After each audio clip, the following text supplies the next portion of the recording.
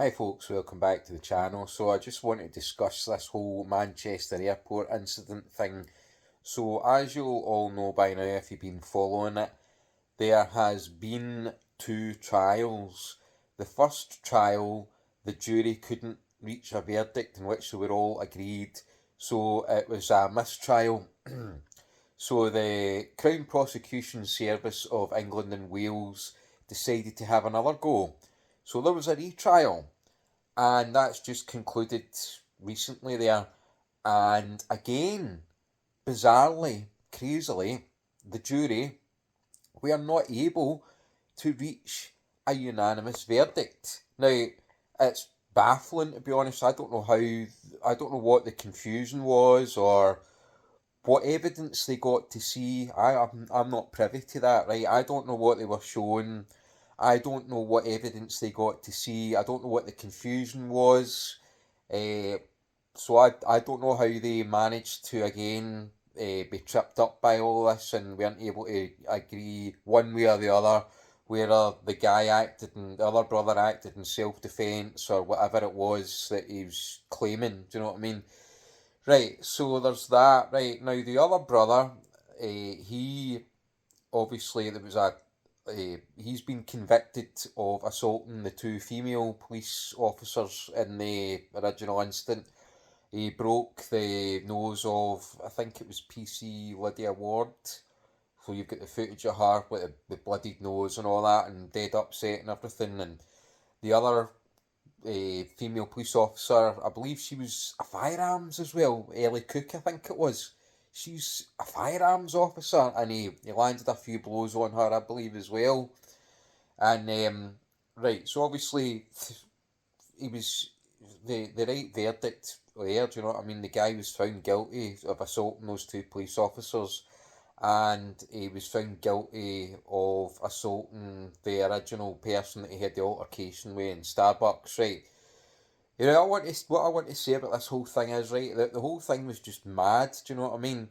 What the brothers did was shocking. Right. It was absolutely shocking. But I think the actions of the police, especially that Zachary Marsden, the guy that they were accused of assaulting and get found not guilty by virtue of the fact that on the second trial the jury couldn't agree, right? So it was an automatic not guilty, right? That guy, right, that Zachary Marsden, I mean, I don't know what was going through his head, man. I mean, supposedly this is a guy that's carrying a gun, for crying out loud. Do you know what I mean? A gun. He is entrusted to carry a firearm that can end somebody's life, right? Surely he has such a high level of training and restraint techniques and things like that, and I just can't get this out of my head, right? I cannot see the justification for a guy that is lying motionless, right, has just been tasered, right? A taser, basically, if you don't know, right, it like puts like a really, really high frequency electric shock through your body. And when I say high frequency, it's high voltage as well, right? But it's not just the voltage that does the work, it's the frequency at that current travels through your body. It matches that or overwhelms that of your nerves, right? It's not just a point shock. It's that matches or exceeds the frequency of, maybe not exceeds, right, but it at least matches the frequency your nerves get triggered by, right? And what that causes is complete muscle spasms and like complete loss of control of your like muscles all over your body and all that. The electrical signals in your muscle like just go haywire and you cramp up, and so you lose control and he's falling flat. Right. So I don't know whether or not you can wet yourself as well. Do you know what I mean? Like I don't know. Like if somebody be able to tell me, right? But anyway, right. So the guy's down on the ground, right? He's motionless, and he's if the police officer say had shouted to him, "Put your hands behind your back," right? There's a certain period of time, right, that taser, like your muscles will be still, you won't be able to do what you want them to do. Do you know what I mean? For a certain period of time after that taser has shocked you. Do you know what I mean? So he's then resulted to kicking the guy in the head, right? Now, I cannot get past this, right? That is just wrong, right? That is wrong, right? I I am not detracting from the behaviour of the brothers, right? But what that guy did to that guy when he was lying on the ground, but the police officer by booting him in the head, right? That is wrong, and he should face a misconduct hearing for that, and it could be investigated whether that, like, if that was found to be excessive or whatever, possibly criminal charges. Do you know what I mean? For him as well, because it's not showing the police in a brilliant light, all this, is it? First you've got a tiny wee woman, right? Tiny wee thing, right? The height of nonsense, basically, that she's gone into the police, right? She's dealing with hardened criminals and all that, and I mean, they're not just going to submit to you all the time, are they? You're going to, you could expect to be faced by extreme violence and stuff, or at least she should have been, do you know what I mean, before she joined. But anyway, right, so she get her nose broke and all that, and then the other woman that was a firearms officer, she got a few punches landed on her, and I mean, these people are supposed to be highly trained, highly fit professionals that are like restraint techniques and like things like that. I mean, what the hell was this situation all about? It was crazy. Do you know what I mean? It did not show the police in a good light either. Do you know what I mean? It kind of showed them as a bit incapable, to be honest. Now, that back to that Zachary Marsden, right? Why didn't he just boot that guy in the kneecap or something? Do you know what I mean? The guy that was on the ground, he could have kicked him in the leg.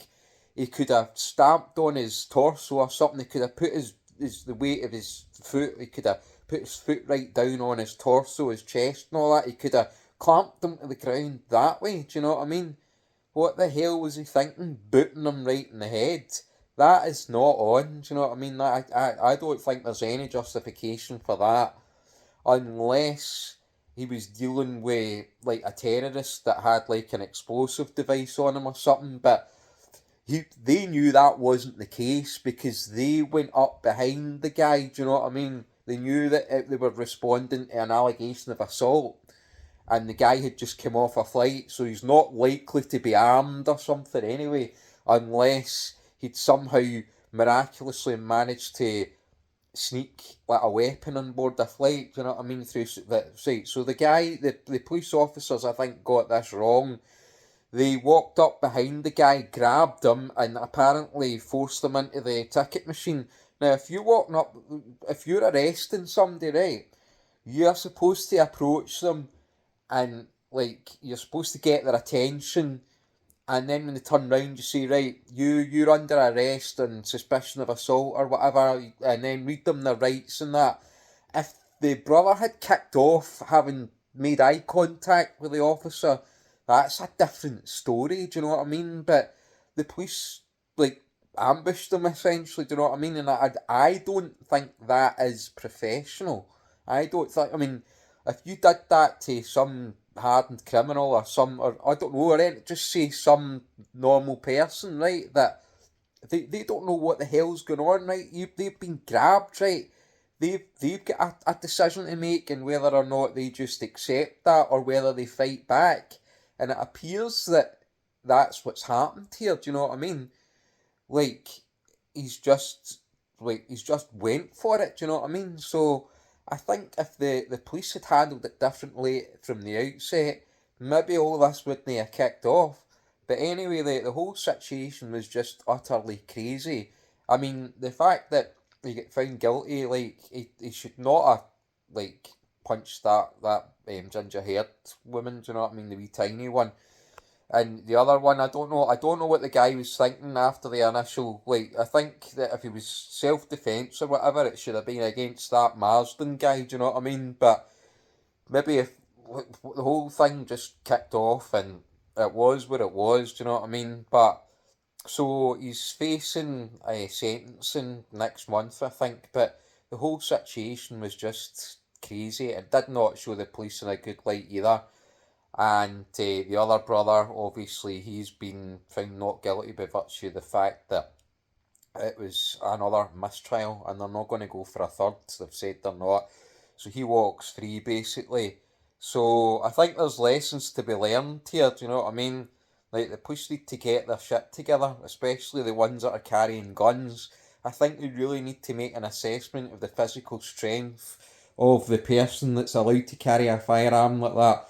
They should be able to defend themselves without, like, as a bare minimum, without the use of any weapons. Do you know what I mean? They should be like a tank, basically. And then they, like, do you know what I mean? Because God knows what could have happened. Do you know what I mean? One of them or both of them might have been shot, and then the situation would have been a lot different.